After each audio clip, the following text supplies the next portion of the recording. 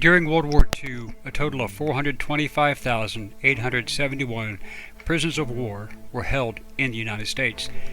This included 371,683 Germans, 50,273 Italians, and 3,915 Japanese in 294 prison camps in 45 of the then existing 48 states. How did almost 500,000 enemy combatants become prisoners of war in American prison camps during World War II? How did 25 German POWs escape an American prison camp during World War II? Did any of them make it to freedom? Hello, I'm Colin Heaton, former soldier, Marine Corps Scout Sniper, history professor, historian and book author, and we will answer these questions and other issues on this segment of Forgotten History. The prisoners of war making escapes have always captured the public imagination. There were many escapes from American camps, but most prisoners were recaptured. One German lieutenant, Kurt Franz Rosmeisel, escaped from the prisoner of war camp at Camp Butner, North Carolina, on August 4, 1945. He surrendered to the FBI only in 1959, after living under the name of Frank Ellis, living and working in Chicago. Lieutenant Franz von Vera escaped captivity in England twice and was recaptured, the second time climbing into a British fighter. Sent to Canada, he then escaped again and after almost 2 years made it back to Germany. He was the only German held in North America to make it back home.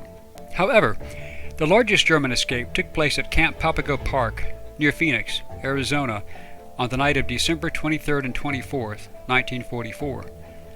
Papago was originally built to house U.S. soldiers undergoing desert combat training, but after the massive surrender of the Afrika Korps in May 1943, an influx of 200,000 prisoners of war forced expansion of such locations to place them in. Italian prisoners were held there before being transferred to camps in California.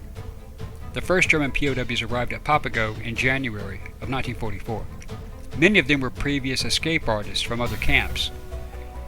Eventually, the number of POWs would total just over 3,100, mostly German U-boat crews and a few Afrika Korps soldiers. These were some of the most successful, intelligent, and highly decorated U-boat commanders and crews in Allied captivity. All the men actively devised a daring escape plan. It was a challenge and an adventure, recalled U-boat captain Fritz Guggenberger, who had personally been decorated by Adolf Hitler with the oak leaves to his Knight's Cross. The tunnel became a kind of awe-consuming sport. We lived, ate, slept, talked, whispered, dreamed tunnel, and thought of little else for weeks on end. American Army Captain Cecil Parshall, the Provost Marshal, or Warden, was an ex-police detective and decorated World War I veteran who, among other colorful exploits, had even pulled off a bank heist while serving as a general in the Mexican Army. Parshall pointed out a blind spot in the camp. Later he said, "Those Germans were a fine bunch of men, smart as hell, and it made no sense to put the smartest of them in Compound 1. I knew they would discover that blind spot. But due to the ground being considered too hard to dig a tunnel, and with the watchtowers giving a perfect view of anyone climbing the tall fence, that problem was never addressed." U-boat commanders Jurgen Wattenberg of U-162, Friedrich Fritz Guggenberger of U-513, August Maus of U-185, and Hans Werner Krauss of U-199, along with Jürgen Quate-Faslem of U-595, decided to escape, and on February 12, 1944, they managed to leave the camp. Krauss dressed as an American soldier guarding the camp. Quate-Faslem had escaped by hiding in a truck loaded with plywood. He crossed the border and made it more than 30 miles into Mexico before being recaptured. Maus and Guggenberger were captured in Tucson boarding a bus after rendering an improper salute to a superior officer and not having proper identification. They would not make the same mistake again. Their previous failed escape attempt, but rising tensions in the camp, were due to the murder of a fellow POW named Werner Drechsler at the hand of his fellow prisoners, which shocked the men. The murder trial that followed and subsequent executions of the guilty parties were the great catalyst for another escape. Germans in the camp did not know who they could trust, and Wattenberg knew he had to plan a mass escape to get the men's minds off of the turmoil in the camp. The decision was made to tunnel, but some of the men were concerned about the sandy desert soil beneath the hardtop. They could not get enough wood to shore up the ceiling. Also, the German officers did not know who they could trust within their own ranks. As the senior ranking officer in the prison camp, Wattenberg organized various escape teams. English-speaking prisoners held classes teaching others. Those who already spoke English reasonably well perfected the various dialects, copying the various accents from their American guards. American photographers took photos of the prisoners for them to ship home to Germany in order to show how well the POWs were being treated in the United States. Those pictures were used in making fake passports and other papers. Another group stole scraps of clothing and American uniforms. Yet another group were in the compass and map-making business. Yet another group was working on obtaining American currency, hoping to forge U.S. dollars to have spending money for trains and buses. The site selected for the beginning of the tunnel was in the blind spot between the nearest guard towers that Parshall had warned about. The entrance shaft was 3.5 feet from a bathhouse, which was the structure closest to the outer fence surrounding Papago Park. 3 groups of 3 men each worked 90-minute shifts during the night. 1 man digging with a coal shovel and small pick, the second lifting the soil in a bucket, to the 3rd man, the topside, who served as the lookout. A 4th group of men distributed and excavated the soil the next day. They flushed it down toilets, stored it in attics, or let it slip through holes in their pockets onto the new flower beds. The soil piled up at such an alarming rate that a new means for getting rid of it had to be found. Captain Jurgen Wattenberg came up with the idea. "Shouldn't we have a sports area in this compound?" he asked. "I think they are supposed to encourage sports." This is where the idea of a volleyball court originated, built on rough ground that would need to be leveled. The prisoners went to work spreading soil, taken from the tunnel, with the help of shovels and rakes provided by the Americans. In late 1944, a colonel from a visiting team of inspectors declared that the camp need never worry about prisoners digging out due to the ground being too hard. He was standing right on top of the concealed tunnel entrance, and the prisoners below heard him. Over time, they dug a tunnel 176 feet long, 3 feet high, and 18 inches wide without being detected. The diggers intended to tunnel under 2 fences and a patrol road that encircled the camp. Just beyond the road stood an electric light pole and a clump of bushes. By triangulating on paper with basic mathematics, they calculated the tunnel needed to be 178 feet long from the bathhouse to the pole. But someone wanted to double-check that distance, so he attached a small weight to a string and late one night hurled it into the undergrowth near the pole. Suddenly, a jeep with 2 American soldiers came along the patrol road. Captain Hans Werner Krauss, skipper of U-199, watched in horror. He said, "That string caught one of them right across the neck." Fortunately, they were moving very slowly, so he simply brushed it aside and said nothing, and the vehicle disappeared into the night. The Germans created a diversion as their brothers entered the tunnel by singing Christmas carols and having a party loud enough to mask the escapade. Each escaped artist carried almost 100 pounds of gear, clothing, dried food, bread, coffee, and cigarettes. The officers led the breakout, going first in 3-man teams. Guggenberger climbed the exit ladder and lifted the cover cautiously. It was raining as he and his companions emerged into a clump of bushes and dashed down into the waist-deep, icy cold water of the nearby Crosscut Canal. By 02:30 hours, all 25 prisoners, 12 officers and 13 enlisted men, had exited the tunnel into a hard rain outside the wire of the camp. The prisoners who stayed behind closed up the tunnels at both ends. Upon discovering the mission and the missing men, Parshall telephoned the FBI to report names and descriptions of the escapees. While he was still on that call, another phone rang. It was the sheriff in Phoenix reporting he had captured an escaped POW. That POW, Herbert Fuchs, a 22-year-old U-boat crewman, had quickly grown tired of being wet, cold, and hungry, and hitchhiked a ride to the sheriff's office. Soon thereafter, a Tempe woman called to say that 2 escapees had knocked on her door and surrendered. The phone rang again, and a Tempe man reported that 2 hungry and cold POWs had turned themselves in to him. One more call came that Christmas Eve from someone at the Tempe railroad station saying yet another escapee had been arrested.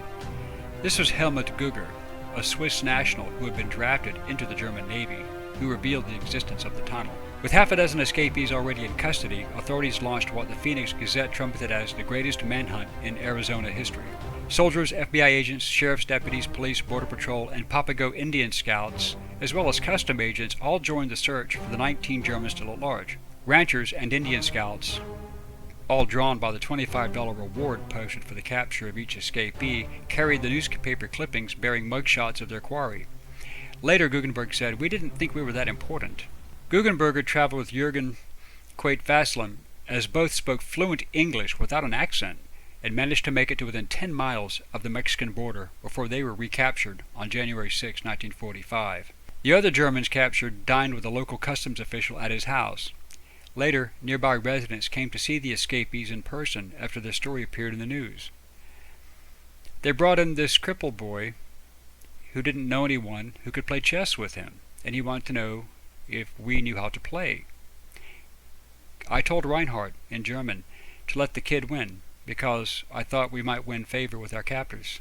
And this kid didn't look like he had long to live, so why not let him beat the great captured war prisoners? He could tell his friends about it later. The following day, Wattenberg and Guggenberg were awakened by a group of Indian scouts. And as Captain Wattenberg asked one of the scouts, "Did you have a good sleep?" Wattenberg was astonished to see that it was one of the same men who had captured him in Mexico 11 months earlier. With the capture of yet another pair of Germans, 2 days later on January 8th, only a half-dozen POWs remained at large. After Christmas, most of the remaining 19 prisoners hiked south each night as far as they could.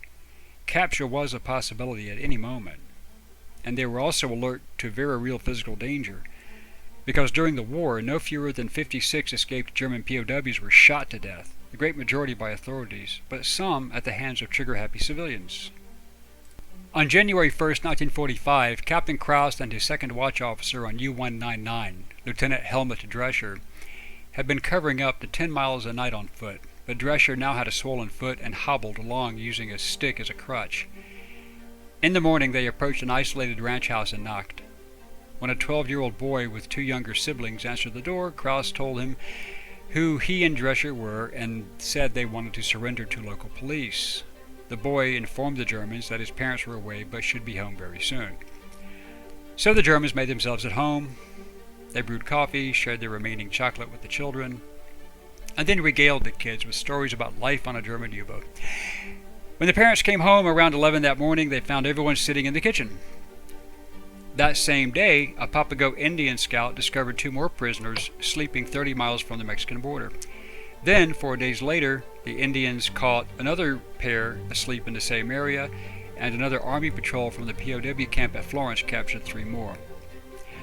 One of these teams consisted of Claris, Gunther, and Uzolino, who used the canvas boat on their first day as they were sleeping under the boat to stay dry. Over the following 2 nights, they succeeded in floating for only a few short parts of the river. Finally, they abandoned the boat when it ran dry and started walking. A week later, near Gila Bend, some cowboys spotted one of them washing his clothing on the bank of an irrigation canal and called the police. For the next fortnight or so, the whereabouts of the 2 remaining trio of escapees remained a mystery. The team consisted of Captain Jurgen Wattenberg and his 2 crewmen from U-162, Walter Koser and Johann Kramer. Wattenberg delayed heading south and explored the area. Koser and Kramer even went into Phoenix, visiting a bowling alley, and enjoyed a few beers. They all stayed in a shallow cave in the mountains north of Papago. From there, Kramer did the craziest thing of all. Every few days he joined up with one of the work details sent outside Papago. He traded places with a friend who spent the night in the cave while Kramer re-entered the camp with the work detail. There, he gathered the news and food. He would then join the other work detail, again leaving the camp, to send food and information out with a member of the detail as he remained in the barracks. On January 23rd, a month after the escape, a surprise inspection revealed Kramer's presence in the camp they believed he had escaped and was gone. The following evening, Koser left the cave and made his way down to an isolated area, found an abandoned car where friends on work details had stashed provisions for the trio. Well, instead of food, he found 3 American GIs with rifles pointed at his head. Only Wattenberg was now still at large. 4 days later, on January 27th, 1945, Wattenberg ate his last piece of food, shaved, put on a clean shirt, and hiked into Phoenix. He had 75 cents in his pocket, most of which he spent on a restaurant meal. He slept in a chair in a hotel lobby and then, walking the streets during the night, asked for directions from the foreman of a street cleaning crew as to where he could find a policeman. By 9 that morning, Wattenberg was back at Papago Park. Afterwards, Guggenberger was transferred to Camp Shanks, New York in February of 1946, and then returned to Germany. He was held in a compound in the British zone near Münster before being released in August of 1946. Despite the escape, no Americans were court-martialed for some of the escapees getting out. The escapees themselves, in many cases, expected to be shot, since rumor had it that Germany had executed Allied POWs for a large escape, and another mass killing was in retaliation for the bombing of Dresden. The Germans at Papago were merely put on bread and water for every day one of them had been absent from the camp. We hope you enjoyed this segment of Forgotten History. Please click like and subscribe for free. And please stay tuned and be engaged and informed. Send us comments if you have questions or even show ideas, and we will respond to all requests and comments as soon as we can. Thank you.